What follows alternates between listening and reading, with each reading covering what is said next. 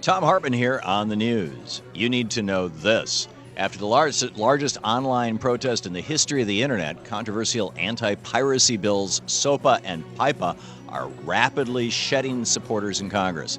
8 members of Congress in both parties, including former co-sponsors of the legislation, bowed to pressure yesterday and dropped their support for the legislation as 10,000 websites went dark.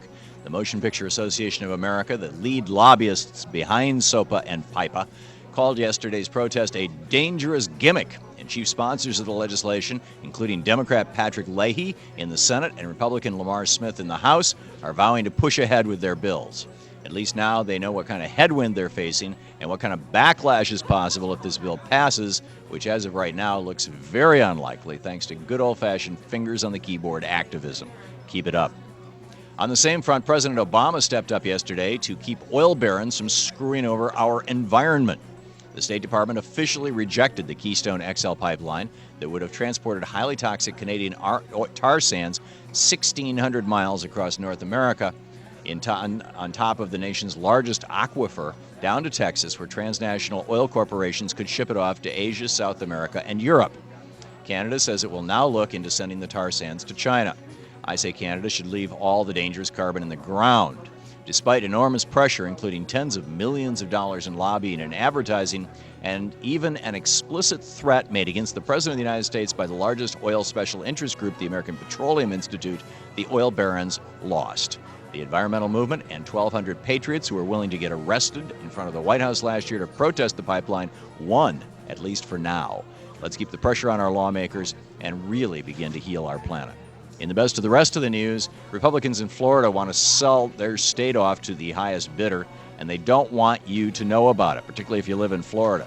The state Senate in Tallahassee is considering legislation that would allow lawmakers to privatize critical parts of the commons and outsource government duties to private corporations. This could include everything from selling off public parks to corporate chemical factories, or handing over state prisons to corporations like CCA, which lobbies for harsher drug penalties so they can turn a profit off every person that they incarcerate.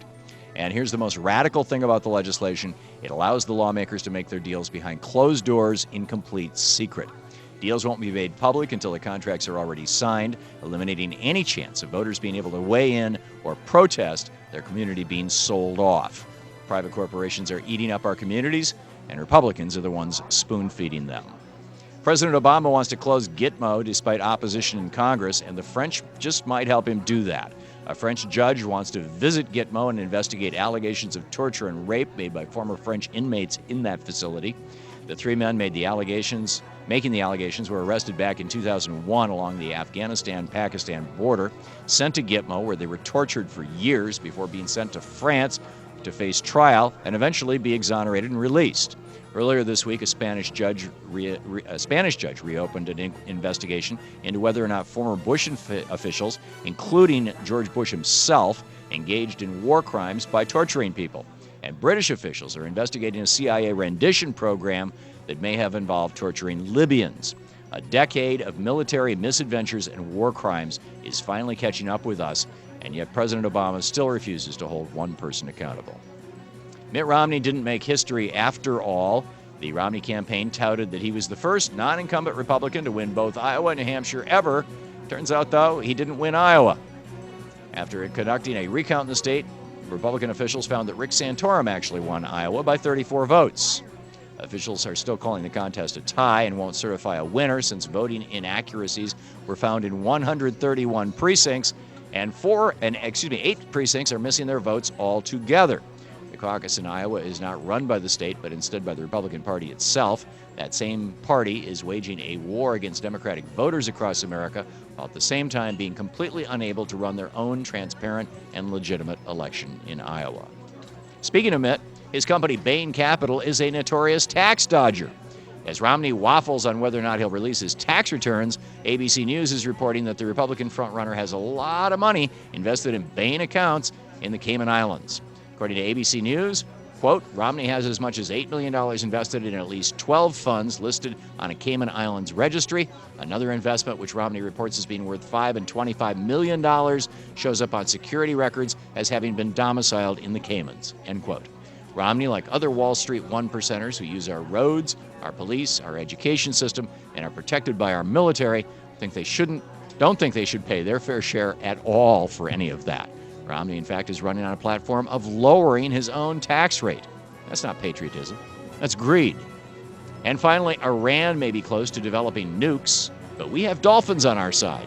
As tensions grow in the Straits of Hormuz, the U.S. Navy said in an interview that it could deploy dolphins in the area to detect underwater mines.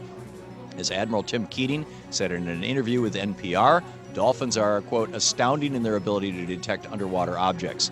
They're also expert diplomats. But animal rights groups aren't too thrilled with the idea of Flipper becoming mine fodder, and they have sent petitions to the Navy in protest. If only there was another animal we could use, one that everyone's suspicious of, one that's far more complex. Quick, someone catch one of those robotic pigeons from the planet Xenu. And that's the way it is today, Thursday, January 19th, 2012. I'm Thom Hartmann on the news.